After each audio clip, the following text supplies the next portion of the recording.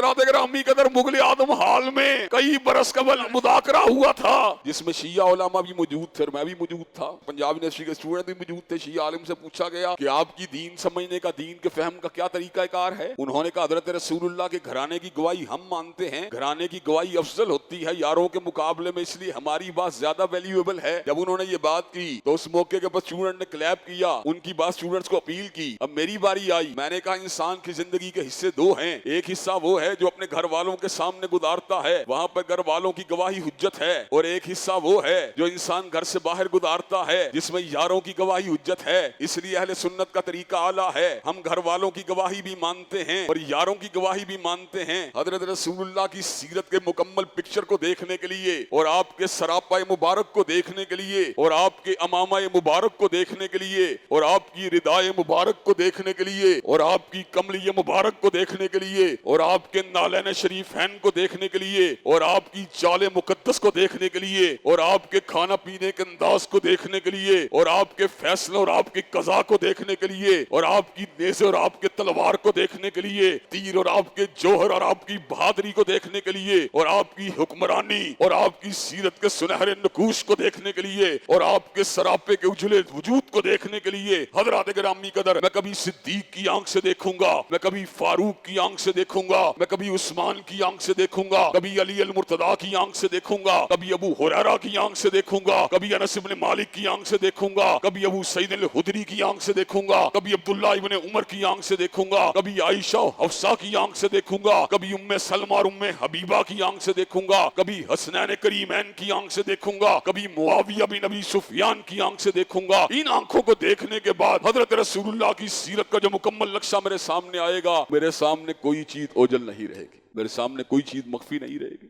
حضرات گرامی قدر اب میں اگر یہ بات کروں کہ میں نے فقط علی المرتضیٰ کی آنکھ سے حضرت رسول اللہ کو دیکھنا ہے اور میں نے فقط حسنین کریمین کی آنکھ سے دیکھنا ہے یا فقط فاطمہ الزہرا کی آنکھ سے دیکھنا ہے، تو حضرات گرامی قدر دیانت داری سے یہ بات بتلائیے غسل جنابت کہاں سے پتہ چلے گا؟ کیا سیدنا علی المرتضیٰ، کیا سیدہ فاطمہ الزہرا، کا سیدنا حسن و حسین غسل جنابت کی گواہی دے سکتے ہیں؟ حضرات گرامی قدر اگر میں یہ بات کہوں میں نے سیدنا علی اور ان کی اولاد کی آنکھ سے فقط حضرت رسول اللہ کو انہی کی آنکھ سے دیکھنا ہے، تو مجھے یہ بات بتلائیے کہ میں حضرت رسول اللہ کی تہجد کو بیان کر سکتا ہوں؟ حضرات گرامی قدر اس کا مطلب یہ ہے میں کبھی سیدنا علی کی آنکھ سے دیکھوں گا، کبھی حسن و حسین کی آنکھ سے دیکھوں گا، کبھی فاطمہ الزہرا کی آنکھ سے دیکھوں گا، تو کبھی امی عائشہ کی آنکھ سے دیکھوں گا، تو کبھی امی حفصہ کی آنکھ سے دیکھوں گا۔ ان آنکھوں کو دیکھنے کے بعد حضرت رسول اللہ کی سیرت و کردار کو دیکھنے کے بعد میرے لیے ایک پورا کامل نمونہ میرے سامنے آ جائے گا۔ اگر خادم کو لینے کی بات ہوگی اور اس کے بدلے 33 مرتبہ سبحان اللہ، 33 مرتبہ الحمدللہ، 34 مرتبہ اللہ اکبر پڑھ کے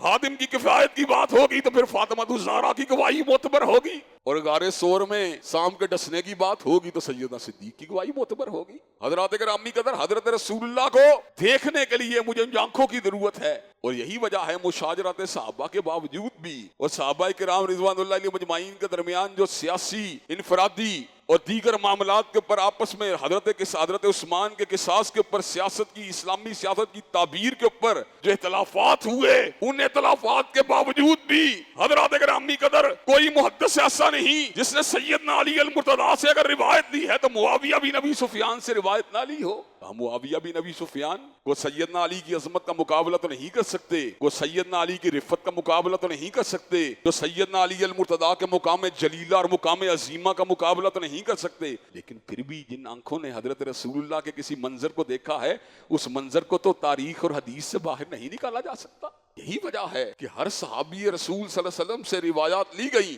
اور انہیں کتب احادیث میں نقل کیا گیا۔ حضرت امام بخاری رحمت اللہ علیہ نے صحابہ میں سیدنا صدیق سے لے کر سیدنا امیر معاویہ تک ہر صحابی کی روایات کو کیوں لیا؟ اس لیے کہ ان کو پتا تھا کہ امت کے لیے حضرت رسول اللہ کی زندگی حجت ہے، حضرت رسول اللہ کی زندگی نمونہ ہے۔ اگر حضرت رسول اللہ کی سیرت کسی پہلو کو نظر انداز کر دیا جائے یا کسی صحابی کی روایات کو نظر انداز کر دیا جائے تو حضرت رسول اللہ کی سیرت کا پورا نقشہ سامنے نہیں آ سکتا۔